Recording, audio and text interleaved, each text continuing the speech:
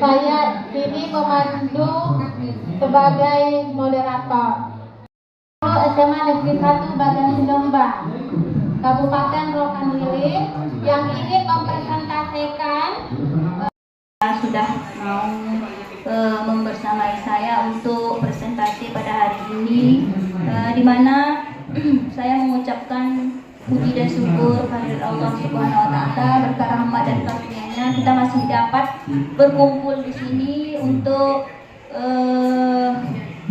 bersama-sama menghadiri destinasi modul 1.4, yaitu budaya positif yang ada di sekolah atau di SMA Negeri 1 Bagan Silembang. Sholawat beriring salam kita hadiahkan kepada junjungan alam Nabi besar Muhammad SAW. Dengan banyaknya kita berselawat, kita akan mendapat syafaat yang kelak. Amin ya robbal alamin. Ibu sebagai calon guru penggerak sudah sampai kepada modul 1.4. Modul 1.4 ini yaitu mengenai budaya positif. Budaya positif yang harus dibangun di SMA Negeri 1 Bagan Silembang.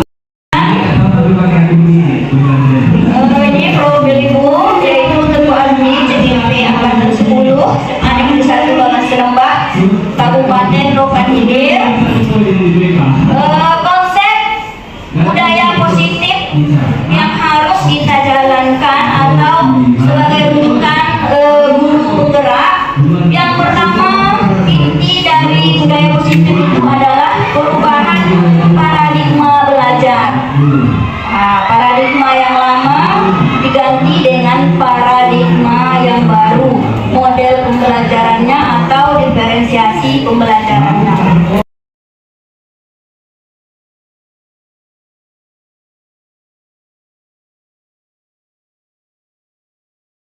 Dikesampingkan, tetapi di sini ada pembaharuan yang berdiferensiasi. Tujuannya adalah meningkatkan pembelajaran dari murid itu sendiri, meningkatkan cara murid itu menanggapi sebuah pembelajaran, di mana paradigma baru pembelajarannya merupakan pembelajaran yang dirancang berdasarkan prinsip-prinsip pembelajaran yang berdiferensiasi, sehingga para murid atau peserta didik belajar sesuai dengan kebutuhannya, berdasarkan tahap perkembangan sesuai dengan teori psikologi modern untuk mewujudkan profil pelajar Pancasila.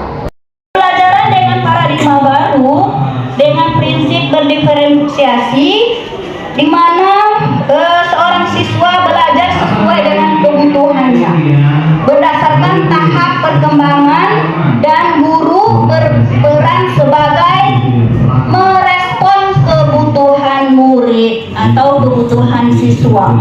Apa saja kebutuhan siswa itu, guru membimbing dan merespon.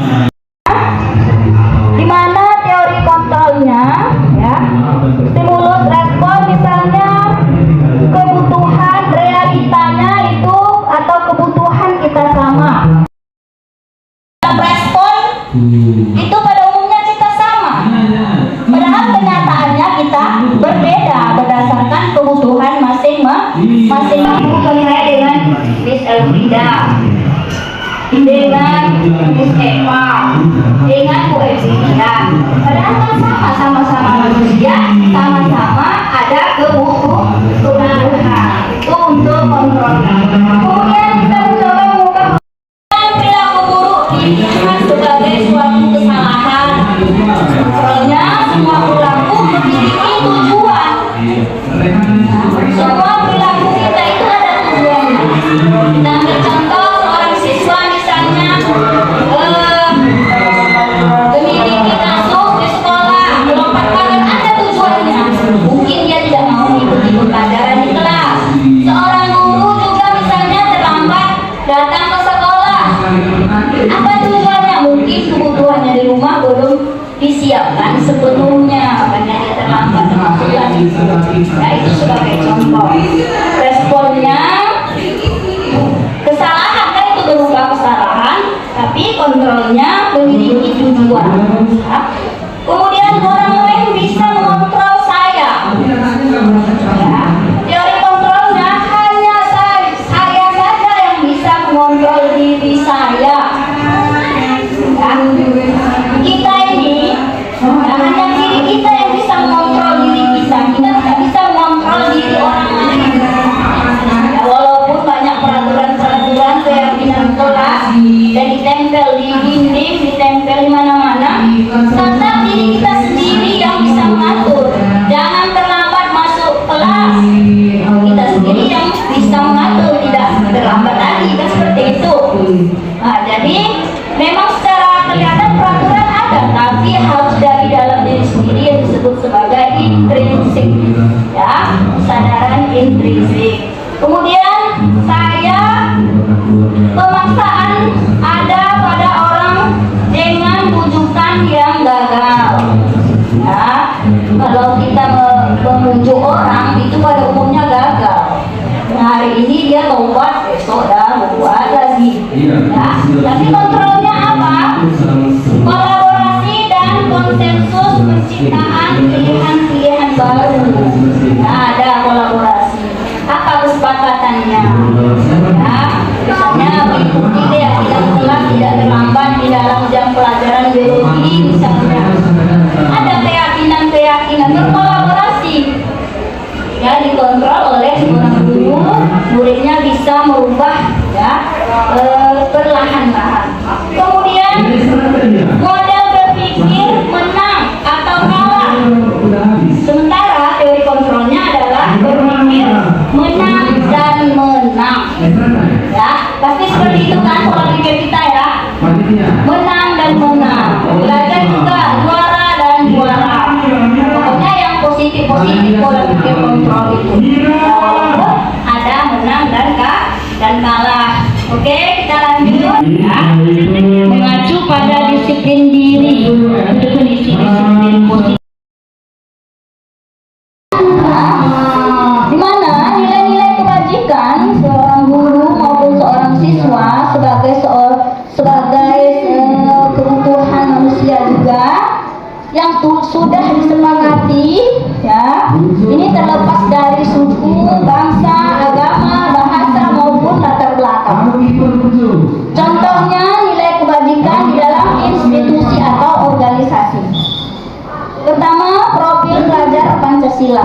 Nilai kebajikannya beriman, bertakwa pada Tuhan Yang Maha Esa, berakhlak mulia, berkebinekaan global, gotong royong, mandiri, kreatif, dan bernalar kritis. Kemudian menurut Ibu Primaries, program toleransi, rasa hormat, integritas, mandiri, menghargai, antusias, empati, keingintahuan, kreativitas, kerjasama, percaya diri, dan komitmen. Dapat dipercaya, lurus hati, mendengar yang aktif, tidak merendahkan orang lain, dan memberikan yang terbaik dari diri. Ini nilai-nilai kebajikan, ya, menurut beberapa institusi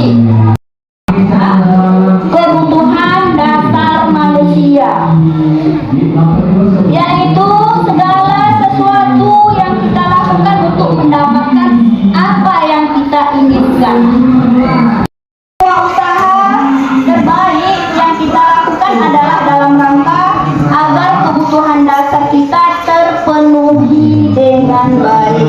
Itu kebutuhan dasar kita sebagai manusia. Ada 5 ya kebutuhan dasar yang paling penting bagi manusia. Pertama, kebutuhan untuk bertahan hidup. Berarti ini hubungannya kepada kapasitas hidupnya. Ya, memerlukan apa? Ada sandang, pangan. Ya, berarti ini nilai ekonomisnya juga ada di ketahanan hidup. Ya, makanan, pakaian, tempat tinggal, keamanan dan kesehatan. Kebutuhan yang kedua yaitu ingin memiliki kasih sayang ya, dan rasa diterima. Betul nggak ini? Kita ingin disayang dan menyayangi. Ya. Rasa diterima. Ya, rasa diterima juga, disayangi, dan menyayangi dan disayangi. Ya kan Bapak Ibu? Betul kan itu kebutuhan kita? Ya. Yang ketiga, kebutuhan ingin penguasaan. Kalau sebagai seorang siswa, penguasaan terhadap materi pembelajaran fisika, biologi, matematika, ya, penguasaan kelas. Ya, kalau guru tentu penguasaan materi pembelajaran dan banyak-banyak lagi penguasaan di dalam kehidupan manusia. Kemudian kita juga membutuhkan kebebasan. Nah, di sini kan ada belenggu di sini nih. Nah, jadi kita ingin bebas tapi terikat. Ya, bebas sebagai seorang siswa, tapi ada peraturan-peraturan yang harus ditaati. Nah, bebas sebagai seorang guru, tapi ada rambu-rambu yang harus ditaati. Itu contoh dari kebebasan. Ya, di sini harus mandiri, memiliki pilihan, mencoba hal baru, mengendalikan arah dirinya. Ya, bebas di sini berarti dia terikat juga. Ya. Yang terakhir, kebutuhan dasar manusia itu adalah kita butuh kesenangan. Betul nggak itu? Kesenangan. Ya, apa bentuk kesenangan? Kalau seorang siswa berarti dia butuh bermain-main. Ya kan? Betul nggak itu nak? Ya. Kalau seorang guru kesenangannya apa? Pak Sudirman? Iya, kesenangan untuk shopping, belanja online, ya kan? Nah, apalagi kesenangan untuk bermurah-murah, kita butuh itu semua, ya, karena itu termasuk kebutuhan dasar manusia, ya, perilaku manusia, ya. Motivasi ini terbagi dua, ada yang dari luar, ada yang dari dalam. Dari luar disebut sebagai ekstrinsik, dari dalam disebut intrinsik. Apa saja motivasi yang terdapat dari luar? Yaitu untuk menghindari ketidaknyamanan atau hukuman. Betul itu nak? Siswa menaati peraturan sekolah supaya tidak dihukum. Ya, itu dari luar karena yang membuat peraturan sekolah. Karena betul kan Bapak Ibu? Ya, kemudian ekstrinsik yang lain lagi untuk mendapatkan imbalan, penghargaan dari murid tidak tahu apa yang akan terjadi, ya, atau yang tidak dilibatkan, bersifat satu arah, ya, berupa hukuman fisik atau psikis. Ini perlakuan guru berarti terhadap murid, ya. Bisa yang tiba-tiba saja spontan dengan kesalahannya, kemudian mereka dihukum atau muridnya dihukum. Kemudian ada juga yang ada yang terlibat atau yang dilibatkan. Konsekuensinya apa? Yang terencana disepakati sesuai peraturan sekolah. Ya, misalnya apa hukumannya? Dikasih poin kah? Ya, dipanggil orang tua. Ya, ada jenis-jenis hukumannya dan konsekuensi. Murid tetap dibuat tidak nyaman dengan hukuman tersebut. Ya, sikap guru selalu memonitor murid. Salah sini, proses menciptakan kondisi bagi murid untuk memperbaiki kesalahan. Proses kolaborasi yang mengajarkan murid untuk mencari solusi sendiri. Ya. Ada 5 posisi kontrol seorang guru. Pertama, guru sebagai penghukum. Ya. Kemudian ada guru sebagai pembuat merasa bersalah muridnya. Nah, yang ketiga ada juga tipe guru itu sebagai teman, muridnya dijadikan sebagai teman. Ya. Kemudian ada juga sebagai pemantau. Nah, terakhir guru sebagai manajer. Ya, dari kelima ini ada contoh-contohnya. Nah, ini kasus seorang murid ya di sekolah. Ya, keyakinan kelas. Mengapa keyakinan kelas? Ya, mengapa bukan peraturan kelas? Apa perbedaan keyakinan dengan peraturan? Nah, anak-anak kami tahu ini ya. Ya, kalau keyakinan apa yang nilai-nilai yang dibuat dalam kelas itu, kesepakatan yang sudah disepakati. Kalau peraturan sengaja diikuti, dibuat oleh sekolah untuk ditaati. Nah, kalau keyakinan berarti tidak ada lagi kata negatifnya, yang harus ditaati dia. Tapi kalau peraturan bisa negatif, bisa positif. Ada yang melanggar peraturan, ada yang menjalankan peraturan. Ya. Keyakinan kelas, pembentukan keyakinan kelas sifatnya abstrak, ya, berupa pernyataan yang universal, dibuat dalam pernyataan positif sedikit saja agar mudah diingat, ya, sesuai dengan kondisi kelas dan sekolah sehingga mudah diterapkan.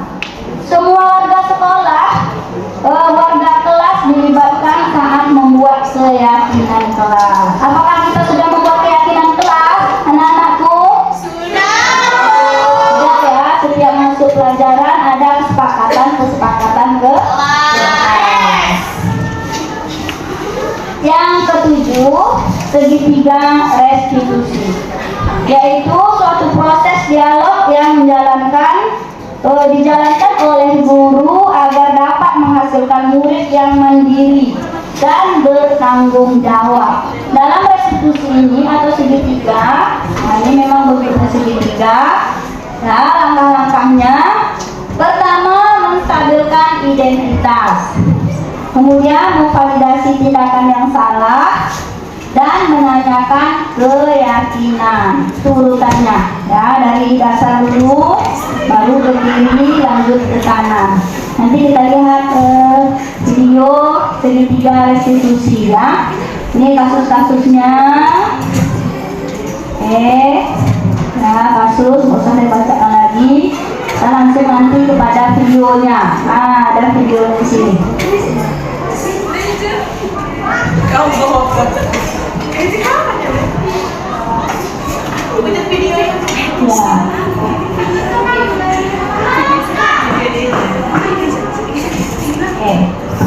Ya, sama-sama kita.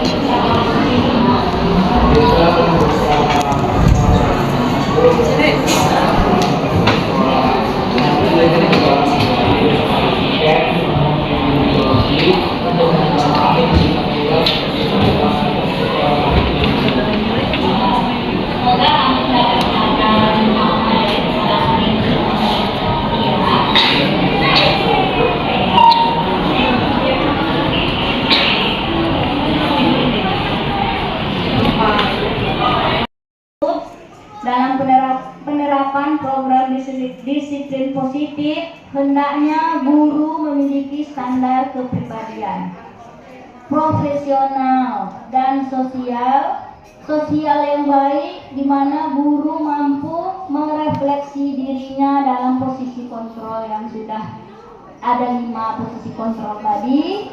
Kemudian sebagai perjalanan dirinya sebagai among. Ya, among di sini sebagai penuntun tumbuh kembangnya murid.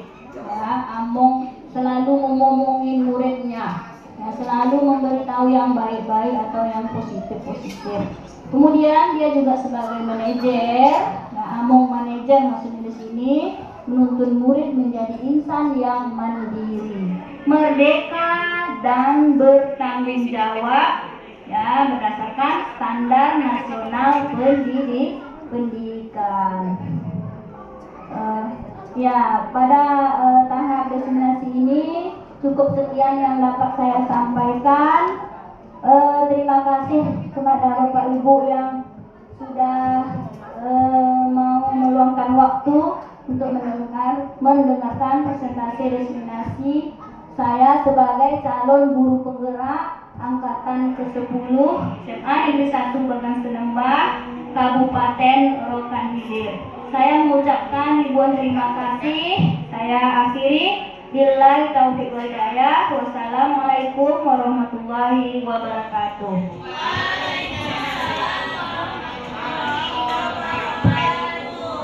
Terima kasih kepada Ibu Tengku sebagai calon guru penggerak angkatan 10 SMA Negeri 1 Bagan Senembak yang telah memaparkan materinya. Semoga apa yang disampaikan Ibu Tengku dapat bermanfaat untuk kita semua.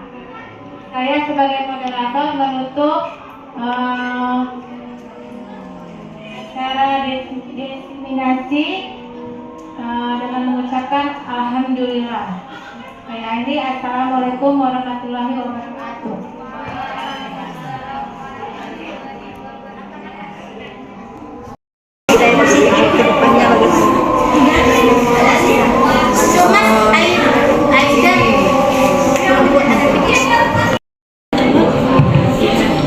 Setelah mendengar apa yang dipaparkan oleh Ibu Tengku Asmi tentang budaya positif, saya sebagai guru merasa termotivasi untuk kedepannya bisa menjadi guru yang lebih baik, yang artinya belajar memahami bahwasannya siswa adalah objek yang memang harus mereka berbeda, mereka unik.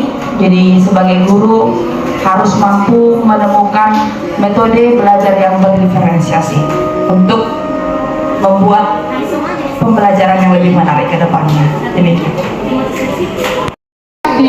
Untuk penjelasan Bu Tengku, kami sebagai guru merasa sangat senang karena Ibu ingatkan kembali bahwa kami sebagai guru seharusnya menjadi manajer dalam menjalankan disiplin sekolah ini.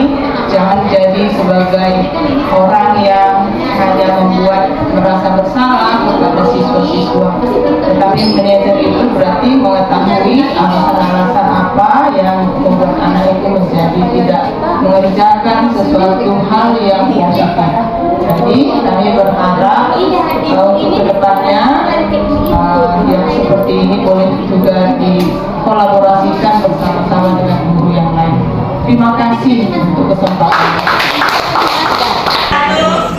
Saya sebagai siswa yang sudah mendengarkan penjelasan dari Ibu Tengku, bahwasannya kami sebagai siswa juga harus menyadari apa kesalahan yang telah kami perbuat dan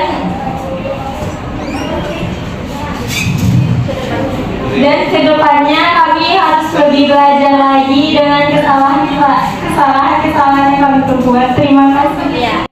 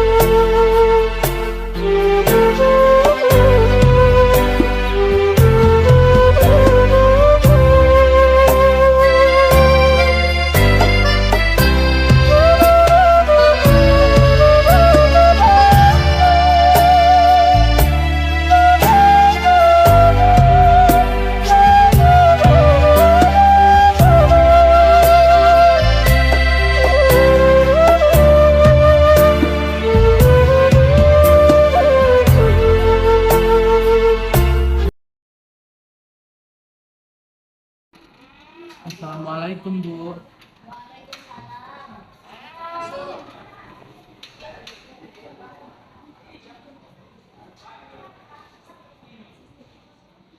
Nah, Silakan.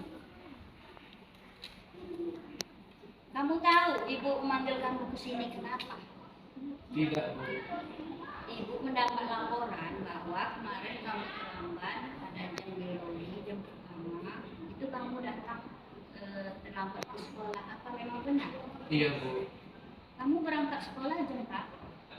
Desa berangkat ke sekolahnya jam 7.15 Bu. Kamu naik kendaraan apa? Nak? Desa berangkat sekolahnya jalan kaki Bu. Kenapa kamu bisa terlambat datang ke sekolah? Desa bangunnya telat Bu.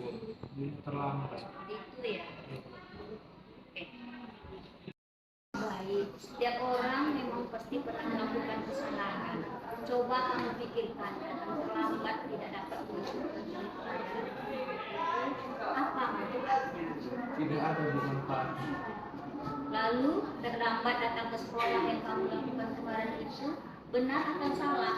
Salah Bu, karena Desa sudah melanggar peraturan yang ada di sekolah, terus Desa juga nggak dapat mengikuti jadwal pelajaran Bu. Oke. Kenapa kamu datang terlambat ke sekolah? Desa terlambat Bu, terlambat bangun tidur itu, terus dia terburu-buru ke sekolah, rupanya di sekolah udah masuk Bu. Sekarang kamu sudah sadar atau belum? Apakah masih akan terlambat bangun tidur lagi dan terlambat ke sekolah? Desa sudah sadar Bu, dan Desa minta maaf, Desa juga nggak akan terlambat bangun tidur dan nggak akan terlambat ke sekolah Bu. Ya. Untuk kedepannya, bila terlambat bangun tidur dan lambat ke sekolah, apa yang akan kamu lakukan? Apa yang akan kamu lakukan untuk memperbaiki kesalahan ini, Nak? Desa akan berusaha nggak terlambat bangun lagi Bu, dan berusaha nggak akan terlambat masuk ke sekolah. Nanti Desa juga akan minta izin kepada Tiket untuk menemui guru biologi untuk meminta maaf dan meminta tugas atas keterlambatan Desa Bu.